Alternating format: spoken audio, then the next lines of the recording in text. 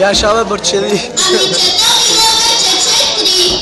4 от 7 часа сутринта си започнала да решаваш тези задачи. И само една си решила. На какво прилича това? На нищо не прилича, чедо. Прав си, но какво да правя? Много се е променила тази математика от времето, когато бях ученичка. Променил се, разбира се. Няма да стои на едно място. Развива се, бабо. Всичко се усъвършенства се. Нали за това съм ти дал помощна литература, да се освежи с познанията. Освежавам ги, чедо, но все не мога да ги освежа както трябва. Къде е дядо? Да го видя той път какво е свършил. Дядо, къде си? Ето ме, чедо, ето ме. Какво е това? Слон, чедо, но не можех да го издокарам, така съвсем художествено. Това, което си нарисувал, дядо, е подигравка с живописта. Хвърли го този слон, нарисувай ми нещо друго. Учителката ни каза да си изберем някакъв африканско животно. Какво да си изберем? Слонове съм виждал, но друг африкански животни не съм виждал. Нямаше в цирка.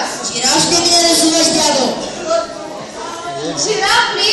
Съвсем няма да мога. В наше време нямаше жираф. Кой ти каза, че нямаше? Не ги произвеждах още. Вярно, чедо, че те по-късно започнаха да ги произвеждат. А маймуно във ваше време произвеждаха ли? Виж, маймуни произвеждаха. Сядай тогава да ми нарисуваш една маймуна. Интересно, майка ми какво е смайскали? Мамо, ела! Не можа да се получи, чедо. Неравната не се получи, иначе другото си е добре. Нищо не се получило, мамо! Нито огледалката, нито седалката.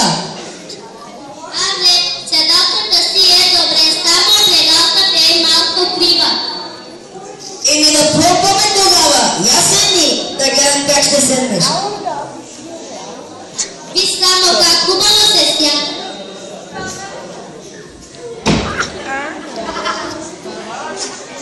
Лошо се момчето, за това се чупи, иначе хубава си беше седалка. Сега е часа 4:30. След час и половина, когато се върна от урока по английски и трябва столът да е готов и задачите да са решени и маймуната да е нарисувана. Ясно ли е? Иначе татко, когато се върна от командировка, всичко ще му кажа, че заради вас нямам отлични бележки. Моли ти се, чедо, не дей да му казваш. Ние ще се стеглем и всичко ще приготвим.